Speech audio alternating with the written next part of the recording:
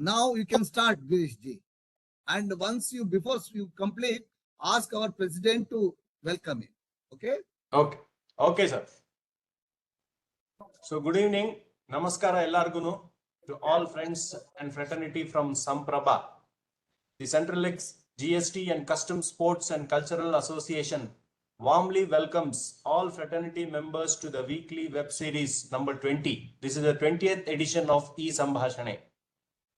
Today we have with us Dr. KG Lakshmi Narayanappa talking to us about temples of Tumkuru district. We are privileged to welcome Dr. KG Lakshmi Narayanappa, a distinguished scholar and our department retired officer, as our speaker today. He will be sharing his insights on the above topic. Before going to him, let us have a brief introduction of Sri KG Lakshmi Narayanappa. Indeed, I am privileged to give his introduction of such a great man who has done so many examples. Born in 1950 to Sri Gundappa and Srimati Sanjeevamma in the serene village of Kesturu in Karnataka's Tumkuru district, Dr. KG Lakshmi Narayanappa stands as a shining example of integrity, scholarship, and public service. From humble rural origins, he rose to become a distinguished civil servant, legal advocate, cultural historian, and social reformer. His life a testament to unwavering dedication to the public good. A scholar with a thirst for interdisciplinary knowledge, he earned his MSc from Central College, Bengaluru, followed by an LLB and a diploma in business administration from Bangalore University and a BCE from Canada. In 1975, he embarked on a stellar 35-year career with the Central Excise and Customs Department, Government of India. Known for his ethical conduct and legal acumen, he represented the department in India's highest courts and retired in 2010 with an unblemished record. Retirement only deepened his commitment to social justice. He founded ASR Infinity Law Chambers to offer free legal aid to the economically disadvantaged and established the KGL Padmashali IAS/UPSC Academy, nurturing civil service aspirations among marginalized communities. He has personally sponsored the education of orphaned girls and pledged a portion of his income to support student welfare. Dr. Lakshmi Narayanappa has also played key roles in temple administration and cultural preservation, serving as Dharmadarshi, treasurer, and vice president in several prominent temples committees across Karnataka. His leadership reflects a deep reverence for tradition balanced with modern civic engagement. Writing under the pen name K. Gula, he has authored over 500 articles and 750 poems, widely published and broadcast through Doordarshan and Akashvani. His landmark work, Tumkuru Jilleya Pramukha Devalayagalu Ondu Adhyayana, entirely done in his mother tongue, that is Kannada, earned him a D.Litt from Tumkuru University. Furthering his academic pursuits, he obtained a PhD from US University, focusing on the history and culture of weavers, a tribute to his Padmashali roots. He has published 26 books, contributing richly to Karnataka's literary and cultural archive. His collaborations with stalwarts like P. Lankesh, Beachy, Dr. Siddhalingaya, D.R. Nagaraj, and Dr. Chidananda Murthy enriched the intellectual landscape of the state. His social leadership is equally noteworthy.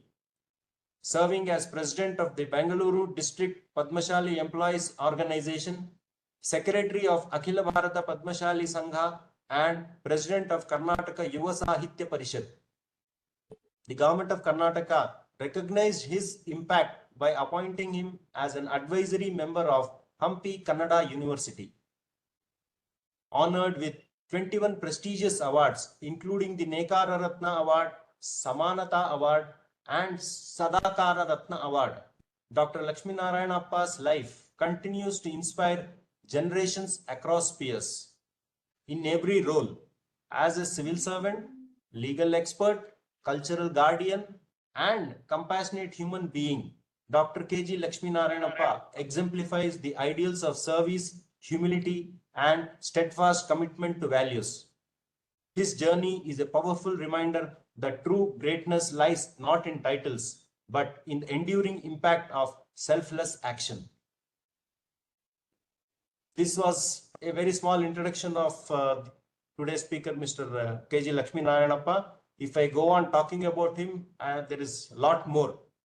However, taking to the time limit, I have to proceed writing the introduction, and a small introduction was given. Now I hand over the mic to President Sir to welcome and start his speech. Thank you. ಎಲ್ಲರಿಗೂ ನಮಸ್ಕಾರ. Lakshminarayana Good ಅವರೇ, evening ನೀವು to- video on ಮಾಡಿಲ್ಲ. Video on ಮಾಡಿ. President ಮಾತಾಡದ್ಮೇಲೆ ನೀವು ಮಾತಾಡಿ. Good president evening sir, to all of you. Good evening, sir. Today is a very inspiring day because I have a very special appreciation and respect for Dr. K.G. Lakshminarayanappa. In fact, I had invited him to NASIN Bangalore to talk to young officers, our officers in NASIN. In fact, we should have one webinar exclusively to understand his life and his experiences. Maybe many people who are young and retired officers will be benefited. Sorry, one call has come. So it's amazing that an officer who retired as a superintendent from the department has achieved so much in last 15 years. In fact, he has already got 2 PhDs, one from Tumkur University, another from US. Then third one is already has submitted to Mysore University, and I'm sure many more he will get. As his brief has already mentioned, he is also into social work, uplifting the downtrodden and things like that. We are fortunate that he has agreed to talk to us on one of his topics today. I'm fortunate that in the early days of my career in Mysore in 1995, he was with me and he worked with me, and that affection he continues till today. Dr. Lakshman, we are very happy to welcome you. Kindly you start your session. But I would like to have one more exclusively to interact with you, Kodandaram, that may inspire not only the youngsters but even the pensioners who think that there is the end of life. But retirement gives us more opportunity to do much more than what we have done till the retirement. I Thank totally you all. agree you, sir. Agree with you, sir. Yeah, Totally thank you agree. all. And at the end, I would request Bharatraj to mention about Kavita Sagara. Okay. So thank you all. Yeah. Dr. Lakshmanappa. Lakshminarayanappa, it is all your time now. Okay? Thank you very much, President Narayanaswamy sir, and thank you very much for Kodandaram. And thank you all the Samprabada members and our colleagues. They have spoken too much. Whether I am deserved or not, I don't know. My request is one thing to all the members. I have done research on Tumkur District Temple in Canada. Please permit me, I want to talk in Kannada because so many words I could not able to explain in English. That's why No problem. Whatever that's your convenient, comfortably, please go with it. ಸಹೃದಯ ಎಲ್ಲ ಗೌರವಾನ್ವಿತ ಸದಸ್ಯರಿಗೆ ಮತ್ತು ಸ್ನೇಹಿತರಿಗೆ, ಆಮೇಲೆ ಗೌರವಾನ್ವಿತ ನಮ್ಮ ಪೂಜ್ಯ ನಾರಾಯಣ ಸ್ವಾಮಿಯವರಿಗೆ ಪ್ರೀತಿಪೂರ್ವಕವಂತ ಹೃದಯಾಂತರಾಳದ ನಮಸ್ಕಾರಗಳು. ಇವತ್ತು ನನಗೆ ಒಂದು ಸದಾವಕಾಶ ಕೊಟ್ಟಿದ್ದೀರಾ. ನನ್ನ ಮೊದಲನೆಯ ಕೃತಿ ತುಮಕೂರು ಜಿಲ್ಲಾ ದೇವಾಲಯಗಳು. ಅದು ದೇವರಾಯನ ದುರ್ಗ ದಿವ್ಯ ದರ್ಶನ. ಈ ದಿವ್ಯ ದರ್ಶನ ನಿಮ್ಗೆ ಎಲ್ಲರಿಗೂ ದೇವರಾಯನ ದುರ್ಗ ನರಸಿಂಹಸ್ವಾಮಿ ಒಂಚೂರು video on ಮಾಡ್ಬಿಡ್ತೀರಾ Lakshmana?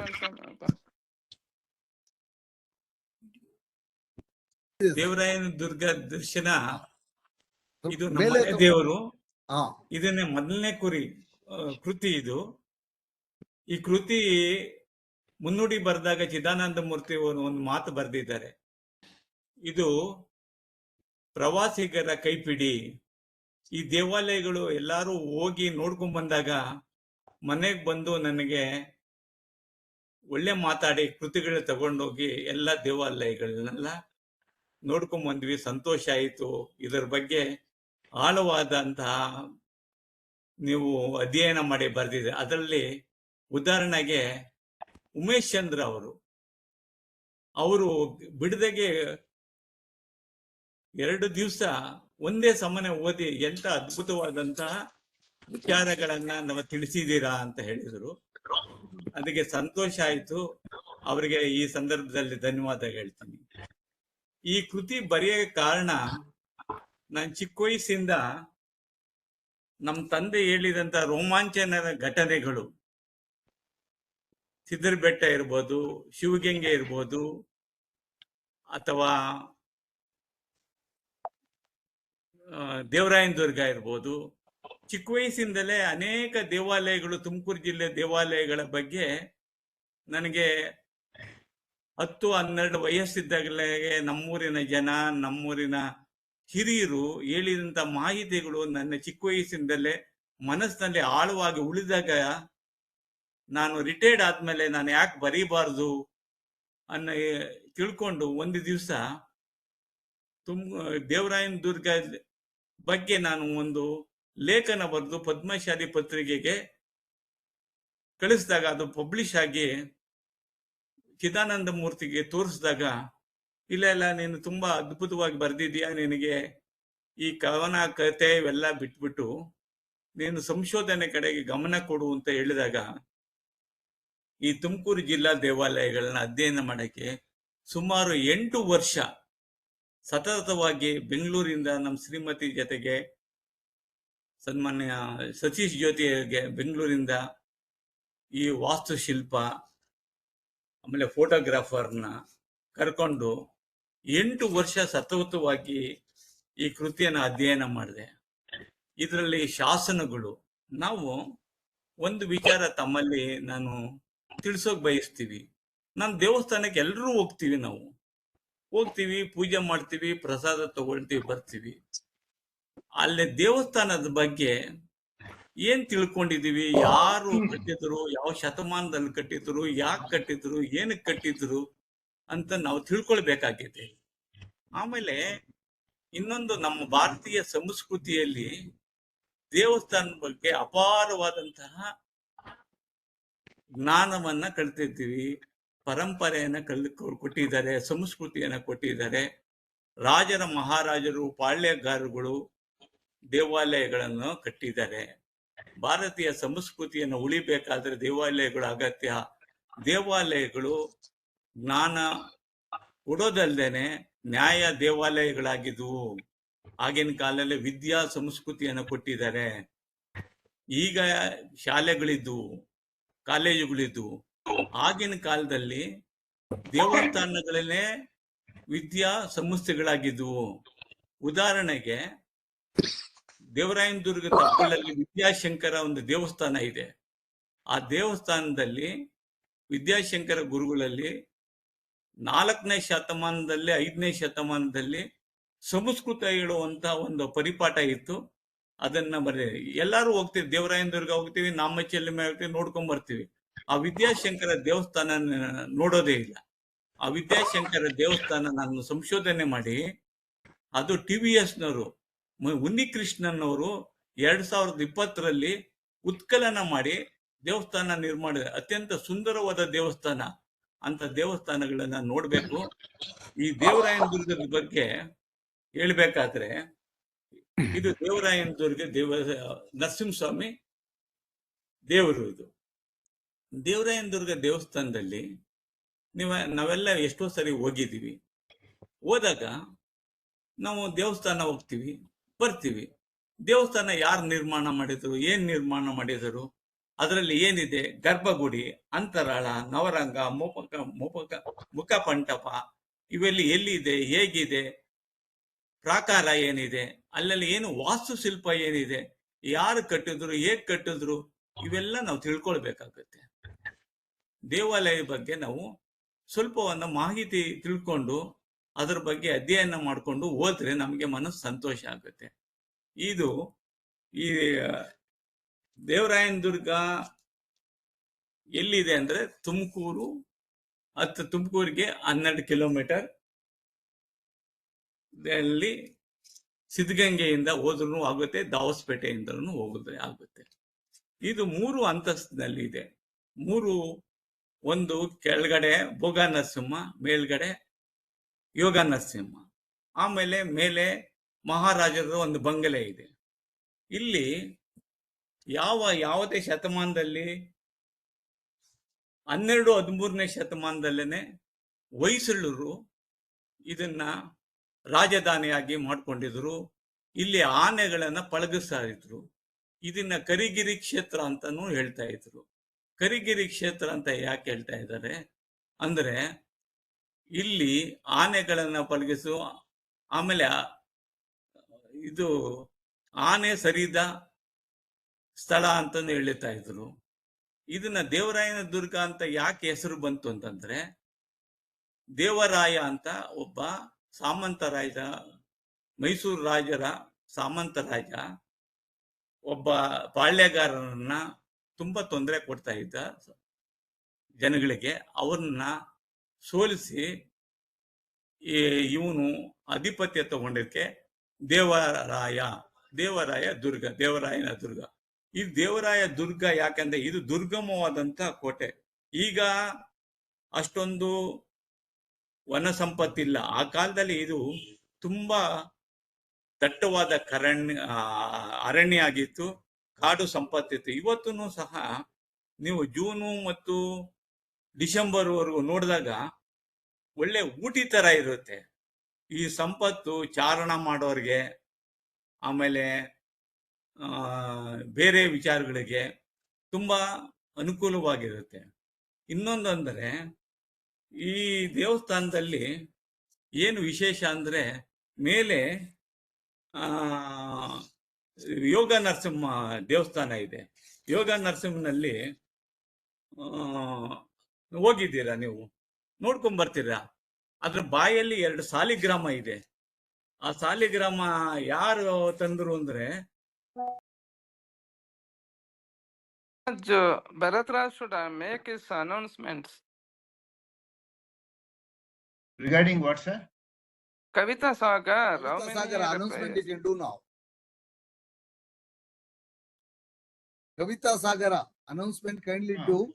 KGL is coming in a couple of minutes. We Okay. are waiting for him. There is some Okay. technical problem. Okay.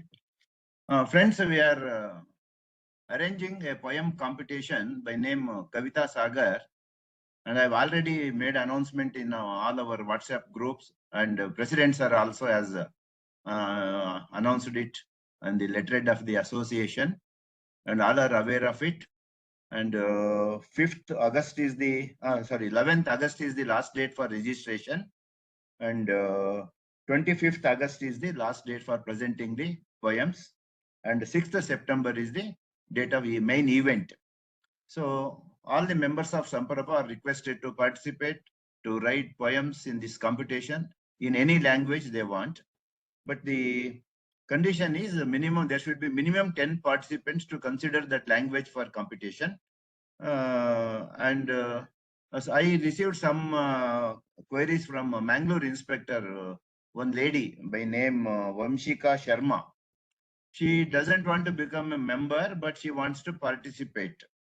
So I have she is little skeptical about the activities of our Samprabha. I am in Mangalore.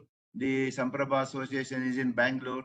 How it is helpful to me. So all these doubts she raised, and I have convinced her with all the activities of KZRT, and I have sent the messages, and now she is convinced, I think, and I am waiting for her this thing. And Mr. N.R. Rudresh, he has sent his registration and participating. And today, Mr. Bogesh Gowda has also sent his poem. So I think there request is a once again all the encouragement members to happening. participate. Yeah, encouragement is happening. KGL is back. KGL, can you speak now? Yes, sorry for You the speak inconvenience. from the, Sorry. from Sorry. the beginning. You can speak now. From Now, the entry of the temple. Second temple ಸಿದ್ಧಿ ಔಷಧಗಳ ಶ್ರೀ ಕ್ಷೇತ್ರ ಸಿದ್ಧರ ಬೆಟ್ಟ ಎಲ್ಲಿದೆ ಅಂದ್ರೆ ತುಮಕೂರಿಂದ 30 kilometre, Koratagere ಹತ್ರ ಒಂದು 8 kilometre. ಸಿದ್ಧರ ಬೆಟ್ಟ ಅಂದ್ರೆ ಸಿದ್ಧಿ ಪಡೆಯೋದಕ್ಕೆ ಅನೇಕ ಋಷಿ ಮುನಿಗಳು, ಇಲ್ಲಿ ಗವಿಗಳ ತಾಣ, ಗವಿಗಳು ತುಂಬಾ ಗವಿಗಳಿದ್ದಾವೆ. ಇಲ್ಲಿ ತಪಸ್ಸು ಮಾಡಿ ಸಿದ್ಧಿ ಪಡೆದಿರುವಂಥ ಅನೇಕ, ನಾನು ಚಿಕ್ಕ ವಯಸ್ಸಿನಿಂದಲೂ ನಮ್ಮೂರಿಗೆ 20 ಕಿಲೋಮೀಟರು. ನಾನು ಚಿಕ್ಕ ವಯಸ್ಸು ಹೈಸ್ಕೂಲಿಂದ ಹಿಡ್ಕೊಂಡು ಯಾವಾಗಲೂ ಹೋಗಿ ನೋಡ್ತಾ ಇದ್ದೀನಿ. ಈ ಗವಿಗಳಲ್ಲಿ ಅನೇಕ ಋಷಿಗಳು ತಪಸ್ಸು ಮಾಡಿ ಸಿದ್ಧಿ ಪಡೆದಿರೋದು ನಾನು ಕೇಳಿದ್ದೀನಿ. ಇಲ್ಲಿ ಏನಂದ್ರೆ ಇಲ್ಲಿ ತುಂಬಾ ಕಾಡಿದೆ, ಅನೇಕ ಗಿಡಮೂಲಿಕೆಗಳಿದ್ದಾವೆ, ಸೊಪ್ಪು ತಿಂದ ಅನೇಕ ಕಾಯಿಲೆಗಳು ವಾಸಿಯಾಗಿದ್ದಾವೆ. ಇದು ನಿಸರ್ಗ ರಮಣೀಯವಾದಂತಹ ನೈಸರ್ಗಿಕ ಒಂದು ತಾಣ. ಇದು ಗೋಸಲ ಸಿದ್ದೇಶ್ವರ ಸ್ವಾಮಿಗಳು ಸಹ ಇಲ್ಲಿ ತಪಸ್ಸು ಮಾಡಿ ಸಿದ್ಧಿ ಪಡೆದಿರ್ತಾರೆ.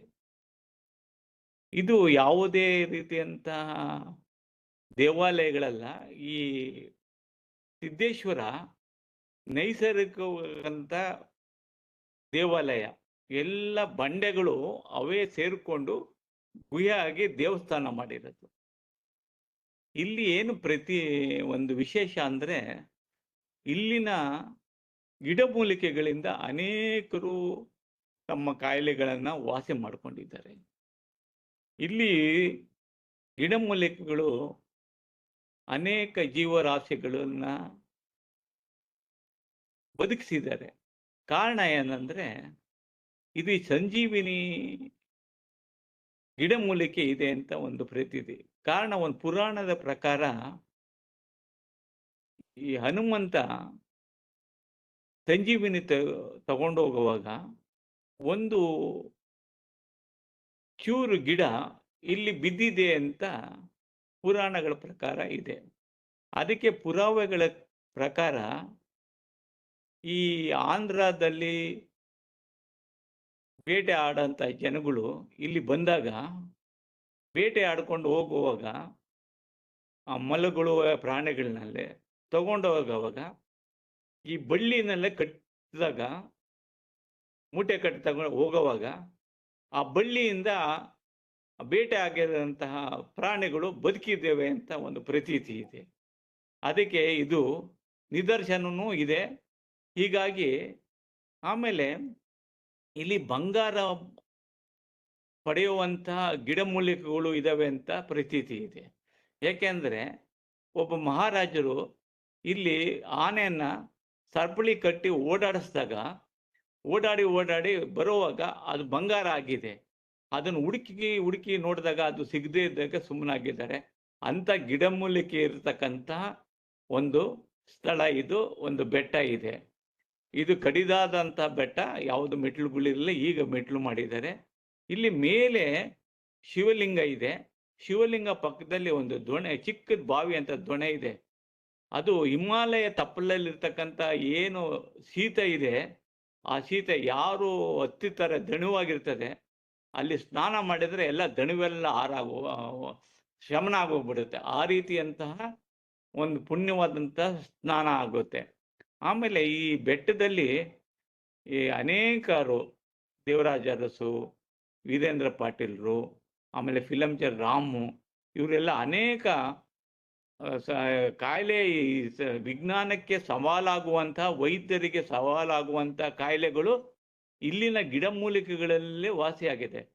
ಅದಕ್ಕೆ ನಮ್ಮೂರಲ್ಲಿ ಅನೇಕರು ಇಲ್ಲಿ ಹೋಗಿ ಸೊಪ್ಪುಗಳನ್ನೆಲ್ಲ ಬಿಡಿಸ್ಕೊಂಬಂದು ಇಲ್ಲಿ ಆಹಾರ ಮಾಡಿ ಕಾಯಿಲೆ ವಾಸಿ ಮಾಡಿಕೊಂಡು ನಿದರ್ಶನ ಇದೆ. ಇದು ಬೂದಗವಿ ಅಂತ ಒಂದು ಮೇಲೆ ಗವಿ ಇದೆ. ಅದು ನಾನು ಹೋಗಿ ನೋಡಿದ್ದೀನಿ. ಅಲ್ಲಿ ಮೂಳೆಗಳು, ಇದು ಅಸ್ಥಿಪಂಜರಗಳು ಇದ್ದಾವೆ ಅಂತ ತಪಸ್ಸು. ಬೂದಗವಿ ಯಾಕೆ ಅಂತ ಹೆಸರು ಬಂತು ಅಂತ, ಇದಕ್ಕೆ ಇನ್ನೊಂದು ಸಿದ್ರ ಬೆಟ್ಟ ಅಂತ ಹೆಸರು ಬರೋಕ್ಕಿಂತ ಮುಂಚೆ ಇದಕ್ಕೆ ಬೂದ್ಗವಿ ಅಂತ ಇತ್ತು. ಬೂದ್ಗವಿ ಅಂತ ಯಾಕಂದ್ರೆ ಇಲ್ಲಿನ ಮುನಿಗಳು ಯಾಗ ಯಜ್ಞ ಮಾಡಿ ಬೂದಿ ಆಗಿರೋದಕ್ಕೋಸ್ಕರ ಬೂದ್ಗವಿ ಅಂತಂದ್ರು. ಆಮೇಲೆ ಬೆಳ್ಳಿಯ ಬೆಟ್ಟ ಅಂತನೂ ಕರೆದಿದ್ದಾರೆ. ಬೆಳ್ಳಿಯ ಬೆಟ್ಟ ಅಂತ ಯಾಕೆ ಕರೆದಿದ್ದಾರೆ ಅಂತಂದ್ರೆ ಇಲ್ಲಿ ಅನೇಕ ಬೆಳ್ಳಿಯ ಬಿಳಿ ಹೂಗಳು ಬೆಟ್ಟದ ಸುತ್ತಲೂ ಚೆನ್ನಾಗಿ ಬೆಳೆಯೋದ್ರಿಂದ, ಬಿಳಿ ಬಣ್ಣದಾಗಿ ಕಾಣೋದ್ರಿಂದ ಇದಕ್ಕೆ ಬೆಳ್ಳಿಯ ಬೆಟ್ಟ ಅಂತಲೂ ಕರೀತಾ ಇದ್ದರು. ಇದರಿಂದ ಇದನ್ನ ಬೆಳ್ಳಿ ಬೆಟ್ಟ ಅಂತನೂ ಕರೀತಾರೆ. ಇಲ್ಲಿ ಒಂದು ಸ್ವಾಮಿ ಇದು ಒಂದು ಮಠನೂ ಇದೆ. ಮಠ ಅಂದರೆ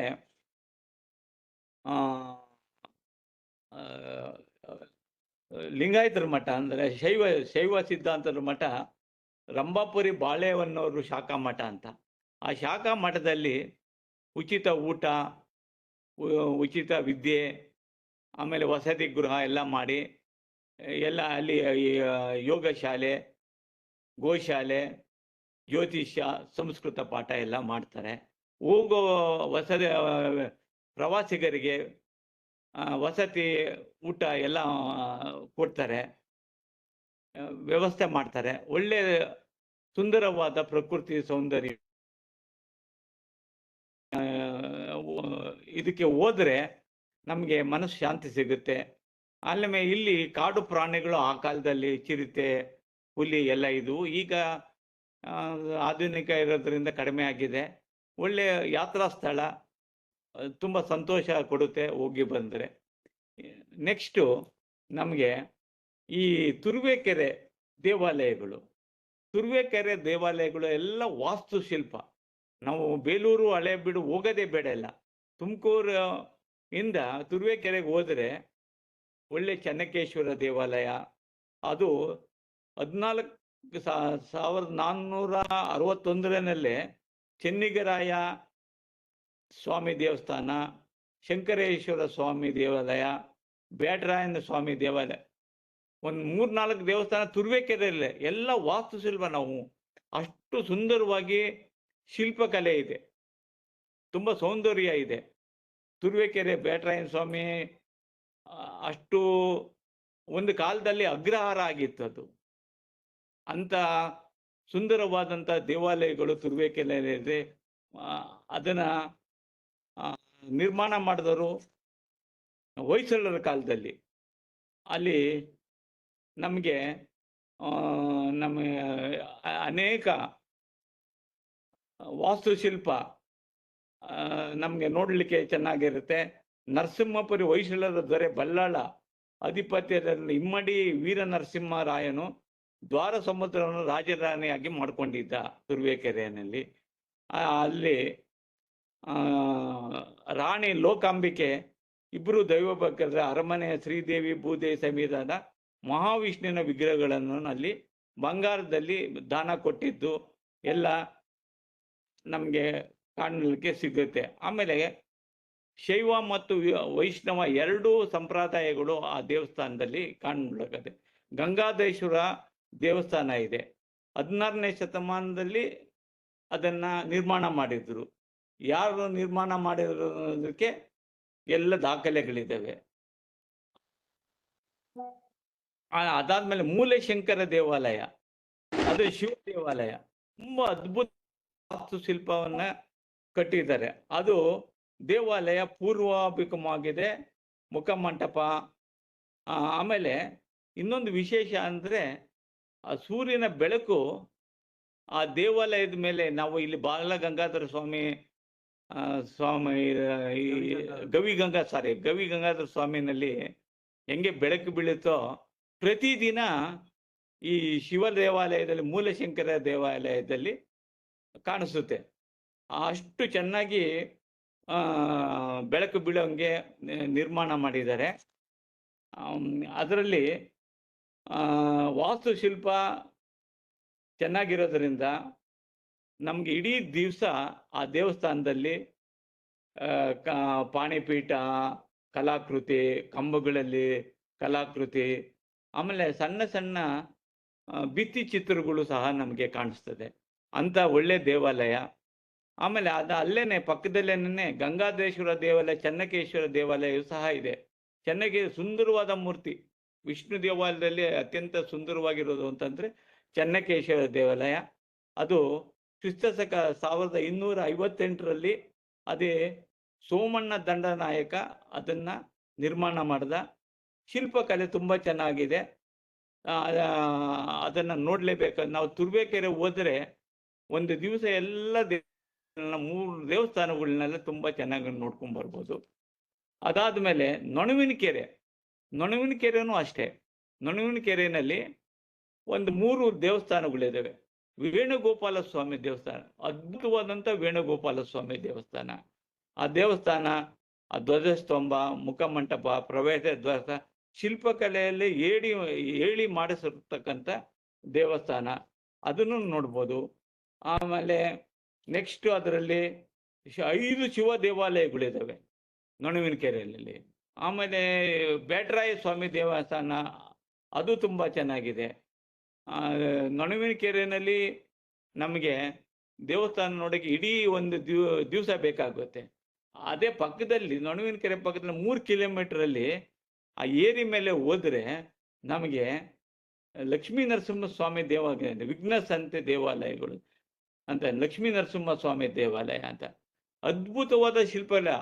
ಊರಿನ ಆಚೆ ಅಲ್ಲಿ ಪೂಜೆ ಮಾಡೋಕ್ಕೇನೆ ಯಾರು ಇರಲ್ಲ, ಪೂಜೆ ಮಾಡೋನ್ ಕರ್ಕೊಂಬರ್ಬೇಕು. ದೀಪ ಹಚ್ಚಕ್ಕೇನೆ ಎಣ್ಣೆ ದೀಪಕ್ಕೂ ಇಲ್ಲ. ಅಂತ ಕಾಲವಾದ 12ನೇ ಶತಮಾನದ್ದು ಅಂತ ದೇವಾಲಯಕ್ಕೆ ಇವತ್ತಿನ ದಿವಸ ಯಾರೂ ಗಮನ ಕೊಡದಲೆ, ಸರ್ಕಾರವನ್ನು ಗಮನ ಕೊಡದಲೆ, ಭಕ್ತಾದಿಗಳನ್ನ ಅದ್ಭುತವಾದ ದೇವಸ್ಥಾನ ಇವತ್ತಿನ ದಿವಸ ಅಳಿವಿನ ಅಂಚಿನಲ್ಲಿದೆ. ಅದನ್ನ ಉದ್ಧಾರ ಮಾಡಬೇಕು. ಕೆತ್ತನೆ ಶಿಲ್ಪ ಅಂತಂದ್ರು ನೋಡ್ಲಿಕ್ಕೆ ಅದ್ಭುತವಾಗಿದೆ. ಗರ್ಭಗುಡಿ, ಸುಖಾಸನ, ಆಮೇಲೆ ದೇವರು ನೋಡಿ ನರಸಿಂಹನ ವಿಗ್ರಹ ನೀವು ನೋಡಿದ್ರೆ ಅದ್ಭುತವಾಗಿದೆ, ನೋಡ್ಬೋದು, ಅಷ್ಟು ಚೆನ್ನಾಗಿದೆ. ಅದನ್ನ ಇಡೀ ದಿವಸ ಆ ದೇವಸ್ಥಾನನೇ ನಾವು ಕಾಲೋದು. ಆ ಶಿಲ್ಪಕಲೆ ಅನ್ಕೊಂಡು ನಾವು ಬೇಲೂರು ಹಳೆಬೀಡಿಗೆ ಹೋಗೋದೇ ಬೇಕಿಲ್ಲ, ಅಷ್ಟು ಅದ್ಭುತವಾಗಿ ಶಿಲ್ಪಕಲೆ ನಿರ್ಮಾಣ ಮಾಡಿದ್ದಾರೆ. ವಿಘ್ನಸಂತೆ ಲಕ್ಷ್ಮೀ ನರಸಿಂಹಸ್ವಾಮಿ ದೇವಾಲಯ ಅದು 3 ಕಿಲೋಮೀಟರು ನೊಣವಿನಕೆರೆಯಿಂದ. ಅದು ಒಂದು ಕಾಲದಲ್ಲಿ ಅಗ್ರಹಾರ ಆಗಿತ್ತು. ಅದು ಹೊಯ್ಸಳರ ಶೈಲಿಯಲ್ಲಿದೆ. ಹೊಯ್ಸಳರ ಕಾಲದಲ್ಲಿ ಪ್ರಸಿದ್ಧವಾದಂಥ ದೇವಾಲಯ. ಅದೇ ಪಕ್ಕದಲ್ಲಿ ಲಿಂಗೇಶ್ವರ ದೇವಾಲಯ ಇದೆ. ಅದು ಹೊಯ್ಸಳ ಕಾಲದಲ್ಲಿ ಅಲ್ಲಿ ಒಂದು ಹುಲಿ ಸ್ಥಳನ ಲಾಂಛನ ಇದೆ, ಸ್ಥಳ ಇರೋದು. ಅದಕ್ಕೆ ಹೊಯ್ಸಳರು ನಿರ್ಮಾಣ ಮಾಡಿರೋದು ಅನ್ನೋದನ್ನು ನಾವು ತಿಳಿಬೋದು. ಅದು ತುಂಬ ಚೆನ್ನಾಗಿದೆ. ಅಲ್ಲಿಂದ ಪಕ್ಕದಲ್ಲೇ ನಾಗಲಾಪುರ ಇದೆ. ಎಲ್ಲ ಹಳ್ಳಿಗಳು. ಆ ಕಾಲದಲ್ಲಿ ಇವು ರಾಜಧಾನಿಗಳಾಗಿದ್ದವು. ಹಳ್ಳಿಗಳಾಗಿದ್ರು ಸಹ ಪಾಳ್ಯಗಾರರು, ಸಾಮಂತರ ರಾಜರುಗಳು ಅದ್ಭುತವಾಗಿ ನಮ್ಮ ದೇವಾಲಯಗಳನ್ನ ನಿರ್ಮಾಣ ಮಾಡಿದ್ದಾರೆ. ಇವತ್ತು ಅದನ್ನ ನಿರ್ಮಾಣ ಮಾಡಕ್ಕೆ ಆಗಲ್ಲ, ಆ ಶಿಲ್ಪಿಗಳು ಸಿಗೋಲ್ಲ. ಆ ನಿರ್ಮಾಣ 12ನೇ ಶತಮಾನದಲ್ಲಿ ಅದು ನಿರ್ಮಾಣ, ಹೊಯ್ಸಳರ ಕಾಲದಲ್ಲಿ ನಿರ್ಮಾಣ ಮಾಡಿರ್ತಕ್ಕಂಥ ದೇವಾಲಯ. ನಾಗಲಾಪುರ ಕೇದಾರೇಶ್ವರ ದೇವಾಲಯ ಅಂತದ್ದು. ವಾಸ್ತುಶಿಲ್ಪವನ್ನು ಅತ್ಯಂತ ಅದ್ಭುತವಾಗಿ ನಿರ್ಮಾಣ. ಒಂದೇ ಒಂದು ದೇವಾಲಯ, ಒಂದು 12 ಎಕರೆ ಜಮೀನಲ್ಲಿ ಕೇದಾರೇಶ್ವರ ದೇವಾಲಯ ಇದೆ. ಒಳಗಡೆ ಅನ್ನಕ್ಕೆ 4 ಕಂಬಗಳಿದಾವೆ. ಆ ಕಂಬಗಳಲ್ಲೆಲ್ಲ ಕುಸುರಿ ಕೆಲಸ, ಆಮೇಲೆ ಗರ್ಭಗುಡಿಯಲ್ಲಿ ಇರತಕ್ಕಂಥ ಕೆಲಸ, ಆಮೇಲೆ ಸೂರ್ಯ ಕಿರಣಗಳು ಎಷ್ಟು ಅದ್ಭುತವಾಗಿ ಆ ಶಿಲ್ಪಕಲೆಗೆ ಬೀಳೋಂಗೆ ನಿರ್ಮಾಣ ಮಾಡಿದ್ದಾರೆ ಅಂದ್ರೆ ತುಂಬಾ ಚೆನ್ನಾಗಿ ಮಾಡಿದೆ. ಆಮೇಲೆ ನಾಗಲಾಪುರದಲ್ಲಿ ಇನ್ನೊಂದು ಅಂದ್ರೆ ಚೆನ್ನಕೇಶವ ದೇವಾಲಯ. ಇಲ್ಲಿ ಹೊಯ್ಸಳರ ಕಾಲದಲ್ಲಿ ಇರೋದ್ರಿಂದ ಚೆನ್ನಕೇಶವ ದೇವಾಲಯ ತುಂಬಾ ಅಲ್ಲಿ ಇದೆ. ಈ ನಾಗಲಾಪುರ, ತುರುವೇಕೆರೆ ಈ ಜಾಗದಲ್ಲಿ ಹೊಯ್ಸಳರ ಕಾಲದಲ್ಲಿರ್ತಕ್ಕಂಥ ಇವೆಲ್ಲ ಸಾಮಂತರುಗಳ ರಾಜಧಾನಿಯಾಗಿತ್ತು. ತುಂಬ ವಾಸ್ತುಶಿಲ್ಪ ಚೆನ್ನಾಗಿ ಕೆಲಸ ಮಾಡಿದ. ನಾವು ಬೇಲೂರು ಹಳೆಬೀಡಿಗೆ ಹೋಗೋದೇ ಇಲ್ಲ ಬೇಡ. ನೋಡಿ ವಾಸ್ತುಶಿಲ್ಪ ಹೆಂಗ್ ಮಾಡಿದ್ದಾರೆ ಅಂದ್ರೆ, ಗೋಡೆಗಳಲ್ಲಿ ಇರ್ತಕ್ಕಂಥದ್ದು ಎಷ್ಟು ಅದ್ಭುತವಾಗಿ ನಿರ್ಮಾಣ ಮಾಡಿದ್ದಾರೆ. ಅದನ್ನ ನೋಡಕ್ಕೆ 2 ಕಣ್ಣುಗಳು ಸಾಲದು. ಅದನ್ನ ನಾವು ವೀಕ್ಷಿಸಿ ಆನಂದ ಪಡಬೇಕು. ಆ ದೇವಾಲಯಗಳು ಅದನ್ನು ಉಳಿಸೋದು ನಾವು ಸರ್ಕಾರದ ಕೆಲಸ ಆಗಿದೆ. ಸುತ್ತಮುತ್ತ ಲಕ್ಷ್ಮೀದು, ಗಣೇಶಂದು, ಆಮೇಲೆ ಎಲ್ಲ ದೇವಾನುದೇವತೆಗಳ ವಿಗ್ರಹನ ನಿರ್ಮಾಣ ಮಾಡಿದ್ದಾರೆ. ಆ ವಾಸ್ತುಶಿಲ್ಪ ನೋಡ್ಲಿಕ್ಕೆ ನಾವು ದೇವಾಲಯದ ಒಳಗಡೆ ದೇವರಿಗಿನ್ನ ಸುತ್ತಮುತ್ತ ಈ ಗೋಡೆಗಳಲ್ಲಿ, ಪ್ರಾಕಾರಗಳಲ್ಲಿ ದೇವರುಗಳನ್ನ ವಾಸ್ತುಶಿಲ್ಪ ನಿರ್ಮಾಣ ಮಾಡಿದಾರಲ್ಲ, ಅದನ್ನ ಸೌಂದರ್ಯ ನೋಡ್ಲಿಕ್ಕೆ, ಹೊರಗಡೆ ಶಿಲ್ಪಕಲೆ ಕೆತ್ತಿದಾರಲ್ಲ, ಅದು ನೋಡೋದಕ್ಕೆ ನಾವು ಆ ದೇವಾಲಯಗಳಿಗೆ ಹೋಗ್ಬೇಕು ಅಂತ ಅದ್ಭುತವಾದ ಕೆರೆ. ಅಲ್ಲೇ ಪಕ್ಕದಲ್ಲೇ ತುಮಕೂರು ಚಿಕ್ಕನಾಯಕನಹಳ್ಳಿ ತಾಲ್ಲೂಕಿನಲ್ಲಿ ಶೆಟ್ಟಿಕೆರೆ ಅಂತ ಇದೆ. ಶೆಟ್ಟಿಕೆರೆಯಲ್ಲಿ ಯೋಗ ಮಾಧವ ದೇವಾಲಯ. ಇದು ನಿಜವಾಗ್ಲೂ ನಾವು ಮನಸ್ಸಿನಲ್ಲಿ ಸದಾ ಇರುವಂಥ ದೇವಸ್ಥಾನ. ಅಂಥ ದೇವಸ್ಥಾನ 12ನೇ ಶತಮಾನದಲ್ಲಿ ಶೆಟ್ಟಿ ಗ್ರಾಮ, ಹೊಯ್ಸಳರ ಕಾಲದಲ್ಲಿ, ಇದನ್ನು ಹೊಯ್ಸಳರು ಮಾಡಿರೋದು. ಇಲ್ಲಿನ ಶಾಸನಗಳಲ್ಲೂ ಬರೆದಿದ್ದಾರೆ. ತ್ರಿಕೋಟವಾಗಿದ್ದು ಪ್ರಧಾನ ಗರ್ಭಗುಡಿ, ಮೂಲ ಯೋಗ ಮಾಧವನ ಸ್ವಾಮಿ. ಅಷ್ಟು ಅದ್ಭುತವಾಗಿ ಆ ದೇವಾಲಯ ಇದೆ. ಅದು ಒಂದು 20 ಎಕರೆ ಜಾಗದಲ್ಲಿ ನಿರ್ಮಾಣ ಮಾಡಿದರೆ, ಊರಿನ ಆಚೆ ಇದೆ. ದೇವಾಲಯದ ವಿಗ್ರಹಗಳು ನೋಡಿ ಹೇಗಿದೆ, ಯೋಗ ಮಾಧವನ, ವಿಷ್ಣುವಿನ ಯೋಗ ಮಾಧವ ಅದ್ಭುತವಾಗಿದೆ. ಅದನ್ನು ಸಂಶೋಧನೆ ಮಾಡಿ ಶಾಸನಗಳನ್ನು ನೋಡಿ ಅದನ್ನ ಗರ್ಭಗುಡಿಯ ಸುಖಾಸನ, ದೇವಾಲಯ, ಶಿಖರ, ಆಮೇಲೆ ಶಿಖರದಲ್ಲಿ ಏನೇನು ವಿಗ್ರಹಗಳಿದ್ದಾವೆ ಅವನ್ನೆಲ್ಲ ಅದ್ಭುತವಾಗಿ ಅವರು ಅಲಂಕೃತವಾಗಿ ಕೆತ್ತನೆ ಮಾಡಿದ್ದಾರೆ. ಆಮೇಲೆ ಚಾಮುಂಡಿ, ಮಹಿಷಾಸುರ ಮರ್ದಿನಿ ವಿಗ್ರಹ ಅಂತೂ ಅದ್ಭುತವಾಗಿ ಮಾಡಿದ್ದಾರೆ. ಇವೆಲ್ಲ ನಾವು ಶಿಲ್ಪಕಲೆ ನೋಡ್ಬೇಕಾದ್ರೆ ನಾವು ತುಮಕೂರು ಜಿಲ್ಲೆಯ ದೇವಾಲಯಗಳಲ್ಲಿ ನೋಡ್ಬೋದು. ಆಮೇಲೆ ಮಲ್ಲಿಕಾರ್ಜುನ ದೇವಾಲಯ, ಅದು ಶಿವಲಿಂಗ, ಅದೊಂದು ವಿಶೇಷ. ನಾವು ಶಿವಲಿಂಗ ದೇವಾಲಯ ಅಂದ್ಕೊಂಡು ಹೋದ್ವಿ ಪಂಕಜನಹಳ್ಳಿ. ಅದು ತುಮಕೂರು ಜಿಲ್ಲೆ ಚಿಕ್ಕನಾಯಕನಹಳ್ಳಿ ತಾಲ್ಲೂಕು 14 ಕಿಲೋಮೀಟರ್ ದೂರದ ಪಂಕಜಹಳ್ಳಿ ಅಂತ. ಅದೊಂದು ಹಳ್ಳಿ, ಅದು ಹೋಗೋದೇ ಕಷ್ಟ. 1918ರಲ್ಲಿ ಪುರಾತನ ಇಲಾಖೆ ಸಂಶೋಧನೆ ಮಾಡಿ ಅದನ್ನೆಲ್ಲ ಜೋಡಿಸಿ, ಅವೆಲ್ಲ ಮಾಡಿ, ಎಲ್ಲ ಬಿದ್ದೋಗಿದ್ವು, ಅವೆಲ್ಲ ಜೋಡಿಸಿ ತುಂಬ ಚೆನ್ನಾಗಿ ಮಾಡಿದ್ದಾರೆ. ಅಲ್ಲಿ ಶಿವ ದೇವಾಲಯನೇ ಇಲ್ವೇ ಇಲ್ಲ. ಅದೇನಾಗಿದೆ ಅಂದರೆ, ಈ ಗೋಲಿಕಾರದಂಥ ಶಿವನ ವಿಗ್ರಹಗಳನ್ನೆಲ್ಲ, ಒಂದು 108 ವಿಗ್ರಹಗಳನ್ನೆಲ್ಲ ಅಲ್ಲಿಟ್ಟು, ಅದರ ಮೇಲೆ ಒಂದು ಶಿವನ ಒಂದು ಪಂಚಲೋಹದ ವಿಗ್ರಹನ ಇಟ್ಟು ಪೂಜೆ ಮಾಡ್ತಾರೆ. ನಾವು ಶಿವ ಎಲ್ರಿ, ಶಿವಲಿಂಗ ಎಲ್ಲಿ ಅಂತ ಕೇಳಿದಾಗ ಆ ಗೋಲಿಗಳ ಆಕಾರದ ಶಿವಲಿಂಗ ತೋರಿಸಿದ್ರು. ಅದ್ಭುತವಾಗಿ ಅದನ್ನ, ಆ ಶಿವನ ದೇವಸ್ಥಾನಕ್ಕಿನ್ನ ಸುತ್ತಮುತ್ತಲಿನ ವಿಗ್ರಹಗಳ ಇದು ಶಿಲ್ಪಕಲೆ ಇದೆಯಲ್ಲ, ಅದನ್ನ ನೋಡಿದ್ರಿಂದ ಅದು ಮಲ್ಲನ ಮಗ ಊಳಿಗ ಚಿಕ್ಕಣ ಎಂಬ 1 ಎಕರೆ ವಿಸ್ತೀರ್ಣದಲ್ಲಿ ಕಲ್ಯಾಣವೊಂದನ್ನು ಕಟ್ಟಿಸಿ ಅದ್ಭುತವಾಗಿ ಗಂಗರ ಕಾಲದಲ್ಲಿ ಈ ಸುಂದರವಾದ ದೇವಾಲಯ. ಆಮೇಲೆ ಅಲ್ಲಿ ಒಂದು ಬಸವ ಕಟ್ಟಿದ್ದಾರೆ, ಬಸವಣ್ಣನ. ಆ ಬಸವಣ್ಣನ ಕುತ್ತಿಗೆನಲ್ಲಿ ಒಂದು ಗೆಜ್ಜೆ ಸರ ಹಾಕಿದ್ದಾರೆ. ಆ ಗೆಜ್ಜೆ ಸರನ್ನ ಕೆತ್ತಿದ್ದಾನೆ ಅಂತಂದ್ರೆ ಸೂಕ್ಷ್ಮವಾಗಿ ಕೆತ್ತಿದ್ದಾನೆ. ಅಷ್ಟು ಅದ್ಭುತವಾದ ಸುಂದರವಾಗಿದೆ. ಅದು ಯಾರು ನೋಡ್ತಾ ಇದ್ದಾನಂದ್ರೆ, ಶಿವನ್ನ ಡೈರೆಕ್ಟ್ ಆಗಿ ಅಲ್ಲಿ ಪಾರ್ವತಿನ ನೋಡ್ತಾ ಇದೆ, ಶಿವನ್ ನೋಡ್ತಾ ಇಲ್ಲ. ಪಕ್ಕದಲ್ಲಿ ಪಾರ್ವತಿ ದೇವಸ್ಥಾನ ಇದೆ, ಶಿವನ ಪಕ್ಕದಲ್ಲಿ ಪಾರ್ವತಿ ನೋಡೋಂಗೆ ಅದನ್ನ ನಿರ್ಮಾಣ ಮಾಡಿದ್ದಾರೆ. ಪಾರ್ವತಿ ವಿಗ್ರಹ ನೋಡಿ ಪಕ್ಕದಲ್ಲೇ ಇದೆ, ಶಿವನ್ ನೋಡಲ್ಲ. ಆ ತರ ಅದ್ಭುತವಾಗಿ ಅದನ್ನ ನಿರ್ಮಾಣ ಮಾಡಿದ್ದಾರೆ. ಅದನ್ನ ಗಮನಿಸ್ಬೇಕು ನೀವು. ಅಷ್ಟು ಸುಂದರವಾದಂತ ಬಸವಣ್ಣ ಇದೆ.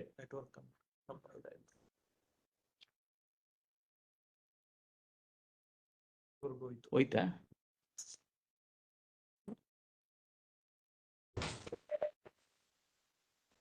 ಸರ್ ನಿಮ್ಮ ವಿಡಿಯೋ ಆನ್ ಮಾಡಿ ಸರ್, ಲಕ್ಷ್ಮಣ್ ಅಂತ ಸರ್. ಹಾ, ಇನ್ನೊಂದು ತಿಪ್ಟು ಅರಳುಗುಪ್ಪೆ ಗ್ರಾಮ ಅಂತ. ಅರಳುಗುಪ್ಪೆಗಳ ಚೆನ್ನಕೇಶವ ದೇವಾಲಯ 12-13ನೇ ಶತಮಾನ ಆಸ್ಪಾಸ್ನಲ್ಲಿ ಇದನ್ನ ನಿರ್ಮಾಣ ಮಾಡಿದ್ದಾರೆ. ಅದು ಅಷ್ಟೇ, ಇದ್ರಲ್ಲೂ ಕುದುರೆ ಸಾಲು, ಹೂಬಳಿ, ರಾಮಾಯಣ ಕಾಲದಲ್ಲಿ ಚಿತ್ರಗಳನ್ನೆಲ್ಲ ಬಿಡ್ತಿದ್ದಾರೆ. ಗೋಡೆ ಸಾಲಿನಲ್ಲಿ ವಿಷ್ಣುವಿನ ದಶಾವತಾರಗಳನ್ನ ನಿರ್ಮಾಡಿದ್ದಾರೆ. ಲಕ್ಷ್ಮೀನಾರಾಯಣ, ನಾಟ್ಯ ಗಣಪತಿ, ವೇಣುಗೋಪಾಲ, ಮೋಹಿನಿ, ಕಾಳಿಂಗ ಮರ್ದನ, ಕೃಷ್ಣ ಲೀಲೆ ಇವೆಲ್ಲ, ಆಮೇಲೆ ವೀಣೆ ನುಡಿಸುವಂತ ನರ್ತಕಿ, ಇವೆಲ್ಲ ಒಂದು ರೀತಿಯಂತ ಅದ್ಭುತವಾದಂತ ಶಿಲ್ಪಕಲೆಯನ್ನ ಅರಳುಗುಪ್ಪೆ ಚೆನ್ನಕೇಶವ ದೇವಾಲಯದಲ್ಲಿ ನಿರ್ಮಾಣ ಮಾಡಿದ್ದಾರೆ. ಇವೆಲ್ಲ ಆಮೇಲೆ ಆ ಶಿಖರ ನೋಡ್ಬೇಕು, ಶಿಲ್ಪೆಯ ವಿಹಂಗಮ ನೋಟ ಅದ್ ನೋಡಿ, ವಿಹಂಗಮ ನೋಟ ನೋಡಿ ಆ ಶಿಲ್ಪಕಲೆಯನ್ನ ನೀವು ನೋಡಿದಾಗ ನಿಮಗೆ ಅನಿಸುತ್ತೆ ನಾವು ಬಂದಿದ್ದು ಸಾರ್ಥಕ ಆಯ್ತು ಅಂತ ಆ ದೇವಾಲಯ ನೋಡಿದಾಗ. ಆಮೇಲೆ ಗಣೇಶನ ವಿನ ಮಹಿಷಾಸುರ ಮರ್ದಿನಿ ಅದನ್ನ ಹೇಗೆ ಬಿಡಿಸಿದ್ದಾರೆ ಮಹಿಷಾಸುರ ಮರ್ದಿನಿ ಅಂತಂದ್ರೆ ಆ ಶಿಲ್ಪಕಲೆಯನ್ನ ನಾನು ವರ್ಣನೆ ಮಾಡೋಕ್ಕಾಗಲ್ಲ, ನೋಡಿದಾಗಲೇ ಗೊತ್ತಾಗುತ್ತೆ.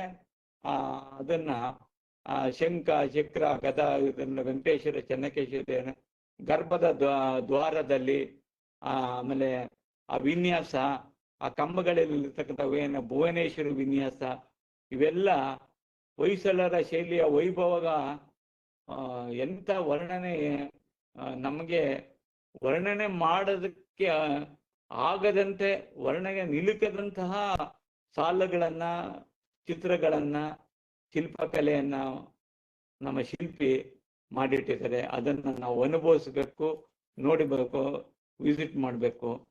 ಈ ಒಳ್ಳೆ ದೇವಾಲಯಗಳು ತುಮಕೂರು ಜಿಲ್ಲೆಯಲ್ಲಿ ಇದ್ದಾವೆ. ಆಮೇಲೆ ಇನ್ನೊಂದು ತುಮಕೂರು ಜಿಲ್ಲೆಯಲ್ಲಿ ಕೊರಟಗೆರೆ ಹೋಗೋ ದಾರಿನಲ್ಲಿ ಗೊಲ್ಲಳ್ಳಿ ಆಂಜನೇಯ, ಮಿಂಚುಗೊಳ್ಳಲ್ಲಿ ಆಂಜನೇಯ ಇದೆ, ಅದನ್ನು ನೋಡ್ಬೇಕು. ಮಿಂಚುಗೊಳ್ಳೆ ಆಂಜನೇಯ ಅಂತಂದ್ರೆ ಅದು ಯಾಕೆ ಮಿಂಚುಗೊಳ್ಳಳ್ಳಿ ಆಂಜನೇಯ ಬಂತಂದ್ರೆ ಅದು ಹಿಂದೆಗಡೆಗೆ ಒಂದು ನುಣುಪಾದ ಬೆಟ್ಟ ಇದೆ. ಬೆಳಿಗ್ಗೆ ಸೂರ್ಯದ ಕಿರಣಗಳು ಆ ಬೆಟ್ಟದ ಮೇಲೆ ಬಿದ್ದರೆ ಆ ದೇವಸ್ಥಾನಕ್ಕೆ ಮಿಂಚಿನಂತೆ ಆ ದೇವಸ್ಥಾನ ಕಾಣುತ್ತದೆ. ಆ ದೇವಸ್ಥಾನ ಆಂಜನೇಯನ ದೇವಸ್ಥಾನ. ಆಂಜನೇಯ ದೇವಸ್ಥಾನ ಅಂದ್ರೆ ಅಲ್ಲಿ ಆ ಊರಿನಲ್ಲಿ ಈ ಪ್ರೇತ, ಈ ಗಾಳಿ ಅಂತ ಹೇಳ್ತಾರಲ್ಲ, ಅದೆಲ್ಲ ಬಿಡಿಸೋದನ್ನೆಲ್ಲ ಇಲ್ಲಿ ಕರ್ಕೊಂಡ್ಬಂದು ಮಂತ್ರ ಹಾಕ್ಬರ್ತಾರೆ. ಆಮೇಲೆ ಉರುಳು ಸೇವೆ ಮಾಡ್ತಾರೆ, ಆಮೇಲೆ ಭೂತ ಸೇವೆ ಎಲ್ಲ ಮಾಡ್ತಾರೆ. ಇದು ಒಳ್ಳೆ ಶಕ್ತಿ ಇದೆ. ಆಮೇಲೆ ರಾಹು ಪರಿಹಾರಕ್ಕೆ ಅದಕ್ಕೆಲ್ಲ ಮಿಂಚುಗೊಳ್ಳಳ್ಳಿ ದೇವಸ್ಥಾನ ಅಂತ ಅದು ಒಳ್ಳೆ ಇದೆ. ಆಮೇಲೆ ಆಂಜನಾ ದೇವಿ, ಸಾಮಾನ್ಯ ಆಂಜನೇಯನ ದೇವಸ್ಥಾನದಲ್ಲಿ ಆಂಜನಾ ದೇವಿ ದೇವಸ್ಥಾನ ಇರೋಲ್ಲ, ಇಲ್ಲಿ ಆಂಜನಾ ದೇವಸ್ಥಾನನೂ ಇದೆ. ತುಂಬಾ ಅದ್ಭುತವಾದಂತಹ ದೇವಸ್ಥಾನ, ಅದನ್ನು ನೋಡ್ಬೋದು. ಆಮೇಲೆ ಕೆಸ್ತೂರು ದೇವಾಲಯಗಳು ಅಂತ ಅಂದ್ರೆ ನಮ್ಮೂರು ದೇವಾಲಯಗಳು, ಅಂದ್ರೆ ನಮ್ಮೂರಿನಲ್ಲಿರ್ತಕ್ಕಂಥ ನಾನು ಹುಟ್ಟಿದ್ದು ದೇವಾಲಯ ಕೆಸ್ತೂರು ದೇವಾಲಯಗಳು. ಕೆಸ್ತೂರು ದೇವಾಲಯಗಳು ಅಂದ್ರೆ ಅಲ್ಲಿ ವೀರಭದ್ರ ದೇವಾಲಯ ಇದೆ, ಆಂಜನೇಯ ದೇವಾಲಯ, ರಂಗನಾಥ ಸ್ವಾಮಿ ಇದೆ. ಇದು ಚೋಳರ ಕಾಲದಲ್ಲಿ ಆಗಿರೋದು. ಇದು ಶಿಲೆ, ಯಾವ ಶೈಲಿ? ದ್ರಾವಿಡ ಶೈಲಿಯಲ್ಲಿ ಇದೆ. ಇದು ವೀರಭದ್ರ ದೇವಾಲಯ. ವೀರಭದ್ರ ದೇವಾಲಯ ತುಂಬಾ ಸುಂದರವಾಗಿದೆ. ಸುತ್ತ ಪ್ರಾಕಾರದಲ್ಲಿ ಮೀನಿನ ಒಂದು ಶಿಲ್ಪ ಇದೆ. ಅವಾಗ ಇದು ಹೊಯ್ಸಳರು ಮೀನಿನ ಒಂದು ಆಕಾರ ಇರುತ್ತೆ ಅಂತ ನಾನು ಶಾಸನದಲ್ಲಿ ಓದಿದ್ದೆ, ಅದು ಇದೆ. ಆಮೇಲೆ ನೆಕ್ಸ್ಟ್ ನಾರಾಯಣ ಅವರೇ, ವಿಡಿಯೋ ನಮ್ಗೆ ಕೇಳಿಸ್ತಾ ಇಲ್ಲ. ಊರಿಗೆ ಬಂದು ಸೇರಿದೀವಿ.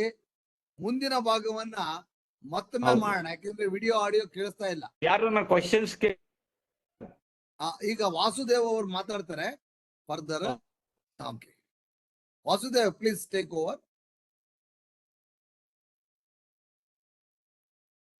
ವಾಸುದೇವ್ ಮ್ಯೂಟ್ ಆಗಿದ್ದೀರಾ? ಅನ್ಮ್ಯೂಟ್ ಮಾಡ್ಕೊಳ್ಳಿ. Okay okay, thank you sir. First of all KGL ಅವರೇ, ತುಂಬಾ ನೀವು ತಗೊಂಡಿರೋ ಈ ಒಂದು ಟಾಪಿಕ್ ತುಂಬಾ ದೊಡ್ಡದು. ತುಂಬಾ ನಮ್ಮ ದೇಶಕ್ಕೆ, ಭಾರತ ದೇಶವನ್ನ ನಾವು ನಮ್ಮ ಲೈಫ್ ಟೈಮಲ್ಲಿ ಭಾರತ ದೇಶದಲ್ಲಿರೋ ಕಲ್ಚರಲ್ ಪ್ಲೇಸ್, ಅದು ದೇವಸ್ಥಾನ ಇರಲಿ, ಇನ್ನೊಂದು ಇರಲಿ, ಜಲಪಾತ ಇರಲಿ, ಅದನ್ನು ನಮ್ಮ ಲೈಫ್ ಟೈಮಲ್ಲಿ ನಾವು ಕವರ್ ಮಾಡೋಕ್ಕೆ ಸಾಧ್ಯನೇ ಇಲ್ಲ. ಅಷ್ಟೊಂದು ವಿಶಾಲವಾದ ಸ್ಥಳಗಳು ಇದೆ, ದೇವಸ್ಥಾನಗಳಿದೆ. ಯಾಕಂದರೆ ಹಲವಾರು ಕಲ್ಚರ್ಗಳನ್ನು ಈ ವರ್ಲ್ಡ್ಗೆ ನಮ್ಮ ಪ್ರಪಂಚಕ್ಕೆ ಕೊಟ್ಟಿದ್ದ ಅಂತ ದೇಶ ನಮ್ಮ ದೇಶ. ನಿಮ್ಮ ಟಾಪಿಕ್ ಭಾರಿ ತುಂಬ ಇಂಟ್ರೆಸ್ಟಿಂಗ್ ಆಗಿತ್ತು. ನೀವು ಕವರ್ ಮಾಡಿ ತುಮಕೂರು ಡಿಸ್ಟಿಕ್ಟಲ್ಲಿರೋ ದೇವಸ್ಥಾನಗಳು. ನೀವು ಹೇಳಿದ್ರಿ ಶಿವನ ಟೆಂಪಲ್ ಮತ್ತು ಪಾರ್ವತಿ ಇದೆಲ್ಲ ಹೇಳಿದ್ರಿ. ಅದೇ ಥರ ಬೆಂಗಳೂರಿಂದ 75 ಕಿಲೋಮೀಟರ್ 80 ಕಿಲೋಮೀಟರ್ಸ್ ನಾವು ಕೋಲಾರ ಡಿಸ್ಟಿಕ್ ಹೋದರೆ ಅಲ್ಲಿ ಮುಳಬಾಗಲ್ ತಾಲೂಕಲ್ಲಿ ಕುರುಡುಮಲೆ ಗಣೇಶ ಮತ್ತು ಸೋಮೇಶ್ವರ ದೇವಸ್ಥಾನ ಇದೆ. ಅದು ನಿಜವಾಗ್ಲೂ ಅದು 1000 ವರ್ಷ ಅಂದರೆ ಚೋಳ ಪೀರಿಯಡ್ ಟೈಮು. ಅದೇ ಥರ ಅಲ್ಲಿ ಹೊಯ್ಸಳ ಮತ್ತು ಅಲ್ಲಿ ಸ್ಪೆಷಾಲಿಟಿ ಅಂದರೆ ಆ ದೇವಸ್ಥಾನದಲ್ಲಿ ಹೊಯ್ಸಳ ಆರ್ಕಿಟೆಕ್ಚರು ಇದೆ ಮತ್ತು ಚೋಳ ದ್ರಾವಿಡಿಯನ್ ಆರ್ಕಿಟೆಕ್ಚರು ಇದೆ. ಇಟ್ ಈಸ್ ಬಿಲೀವ್ಡ್ ಅಮರಶಿಲ್ಪಿ ಆದ ಜಕ್ಕಣಾಚಾರ್ಯ ಹಿಮ್ಸೆಲ್ಫ್ ಹ್ಯಾಸ್ ಕಾರ್ವ್ಡ್ ದಿ ಗಣೇಶಸ್ 13.5 13.5 ಅಡಿ ಗಣೇಶ, ತುಂಬ ದೊಡ್ಡದಾದ ಗಣೇಶ ಅಲ್ಲಿ ಸ್ಥಾಪನೆ ಮಾಡಿದ್ದಾರೆ. ಅಲ್ಲಿ ಅಂದರೆ ಅವರು ಹೊರಗಡೆ ದೇವಸ್ಥಾನ ಹೊರಗಡೆ ಬಂದರೆ ಅಲ್ಲೊಂದು ಅರ್ಧ ಇನ್ಕಂಪ್ಲೀಟ್ ಗಣೇಶನ ಸ್ಟ್ಯಾಚ್ಯೂ ಇದೆ, ಗಣೇಶನ ವಿಗ್ರಹ ಇದೆ. ಅದು ಅವ್ರ ಮಗನಾದ ಜಕ್ಕಣಾಚಾರ್ಯ ಹೇಳಿದ್ರಂತೆ ಇದರಲ್ಲಿ ಸ್ವಲ್ಪ ದೋಷ ಇದೆ ಅಂತೇಳಿ. ಅದ್ರ ಬಗ್ಗೆ ನಿಮ್ಗೆ ಗೊತ್ತಿದೆ ಅಂತ ತಿಳ್ಕೊಂಡಿದ್ದೆ, ಯಾಕಂದರೆ ಬೇಲೂರು ಹಳೆಬೀಡಲ್ಲಿ ಕೂಡ ಅವರು he found that there is technically there is a flaw in that granite stone ಅಂತ. ಆಮೇಲೆ ಚಾಲೆಂಜ್ ಆಗುತ್ತೆ. ಆ ಚಾಲೆಂಜಲ್ಲಿ ಅವರು ಮಗ ಹೇಳ್ತಾರೆ ಇದರ ಒಳಗಡೆ ಒಂದು ಲಿವಿಂಗ್ ಜೀವಂತವಾಗಿರೋ ಒಂದು ಟೋಡ್ ಇದೆ, ಕಪ್ಪೆ ಇದೆ ಅಂತ. ಅವರು ಚಾಲೆಂಜ್ ಮಾಡಿ ಅದನ್ನು ಹೊಡೆದಾಕ್ತಾರೆ. ಅಲ್ಲಿ ಒಳಗಿಂದ ಒಂದು ಚಿಕ್ಕದಾದ ಒಂದು ಫ್ರಾಗ್ ಆಚೆ ಬಂದು ನೀರು ಕೂಡ ಬರುತ್ತೆ. ಅಂದರೆ ಕಲ್ಲಿನ ಒಳಗೆ ಕೂಡ ದೇವರು ಸೃಷ್ಟಿ ಮಾಡುವಾಗ ಕಲ್ಲಿನೊಳಗೆ ಇರೋ ಒಂದು ಕಪ್ಪೆಗೆ ಕೂಡ ಏನೋ ಒಂದು ಆಹಾರ ಒಂದು ವ್ಯವಸ್ಥೆ ಮಾಡಿರ್ತಾರೆ.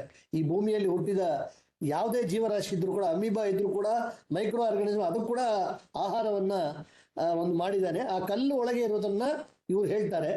ಇಟ್ ಈಸ್ ಬಿಲೀವ್ಡ್ ಭಗವಂತ ಶಿವ ಅವರ ಡೈರೆಕ್ಟ್ ಗ್ರೇಸ್, ಡಿವೈನ್ ಗ್ರೇಸ್ ಅವ್ರದ್ದು ಇರೋದ್ರಿಂದ ಈ ಥರ ಒಳ್ಳೆ ಒಳ್ಳೆ ವಿಗ್ರಹಗಳನ್ನು, ದೇವರ ವಿಗ್ರಹಗಳನ್ನು ಅವರು ಸ್ಥಾಪನೆ ಮಾಡಿದ್ದಾರೆ, ಕೆತ್ತನೆ ಮಾಡಿದ್ದಾರೆ. ಆಮೇಲೆ ಅಮರಶಿಲ್ಪಿ ಜಕ್ಕಣಾಚಾರ್ಯ ಅಂತ ಹೇಳಿದ್ರೆ ಅವ್ರು ಬಂದು ಒಂದು ದೊಡ್ಡ ಬಂಡೆಯನ್ನು ಬಂದು ನೋಡ್ತಾರಂತೆ ಅಷ್ಟೇ. ಒಂದು 5 ನಿಮಿಷ ನೋಡಿದ ಮೇಲೆ ಆ ಬಂಡೆಯಲ್ಲಿ ಯಾವ ದೇವರನ್ನ ನಾವು ಫಸ್ಟ್ ಆಫ್ ಆಲ್ ಕೆತ್ತನೆ ಮಾಡ್ಬೋದಾ, ಹಂಗೆ ಮಾಡೋದಾದ್ರೆ ಅದು ಮೇಲ್ ಗಾಡ ಅಥವಾ ಫಿಮೇಲ್ ಗಾಡೆಸ್ ಅನ್ನೋದ್ರ ಬಗ್ಗೆ ಅವರು 5 ನಿಮಿಷದಲ್ಲಿ ಹೇಳ್ಬಿಡ್ತಾರಂತೆ. ಆ ಥರ ಅಲ್ಲಿರೋ 30ನೇ ಜನರೇಷನ್, 30ನೇ ತಲೆಮಾರಿನ ಪೂಜಾರಿಗಳು ಅಲ್ಲಿ ನಮಗೆ ಎಕ್ಸ್ಪ್ಲೈನ್ ಮಾಡ್ತಾರೆ. ತಮಿಳ್, ತೆಲುಗು, ಕನ್ನಡ 3 ಭಾಷೆಯಲ್ಲೂ ಕೂಡ ಅವರು ಅಲ್ಲಿ ಎಕ್ಸ್ಪ್ಲೈನ್ ಮಾಡ್ತಾರೆ. ಈ ದೇವಸ್ಥಾನ ಬಗ್ಗೆ ಒಂದು 30 years ಬ್ಯಾಕ್ 1997 ತಮಿಳ್ ಮ್ಯಾಗಝಿನ್ ಆದ ಆನಂದ ವಿಗಡನ್ ಅಂತ ಒಂದು ಮ್ಯಾಗಝಿನ್ ಇದೆ. It is over 100 years magazine. Balasubrahmanyam ಅಂತ ಅವರು 3rd generation.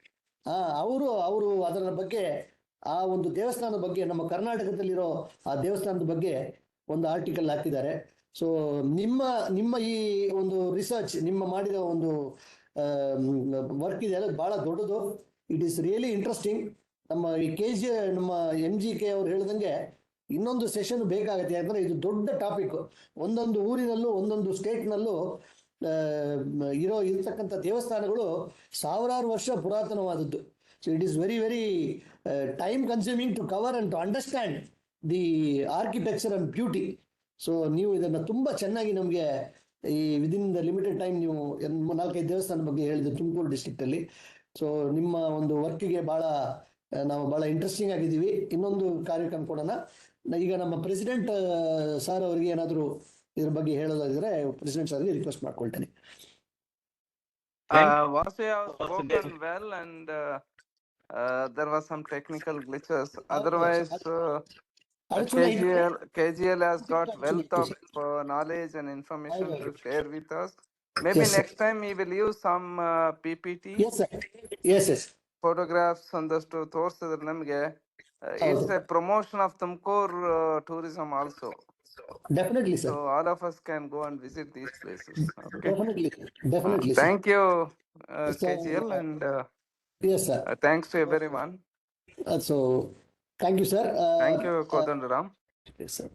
So on behalf of ಸಂಪ್ರಭಾ and ಈ ಸಂಭಾಷಣೆ ತಂಡ ಮತ್ತೆ ಇವತ್ತು ಈ ಕಾರ್ಯಕ್ರಮದಲ್ಲಿ ಭಾಗವಹಿಸಿದ ಎಲ್ಲ ಸಮಯವನ್ನು ಇದು ಮಾಡಿ ಭಾಗವಹಿಸಿದ ಎಲ್ಲ ಮೆಂಬರ್ಸ್ಗೂ, ಆತ್ಮೀಯರಿಗೂ ನನ್ನ ಹೃತ್ಪೂರ್ವ ವಂದನೆಗಳು ಹೇಳ್ತಾ ಇದ್ದೀನಿ. Thank you very much sir. ಶುಭರಾತ್ರಿ. Happy weekend. ವರಮಹಾಲಕ್ಷ್ಮಿ ಹಬ್ಬದ ಶುಭಾಶಯಗಳು ಎಲ್ರಿಗೂ. Thank you. Thank you.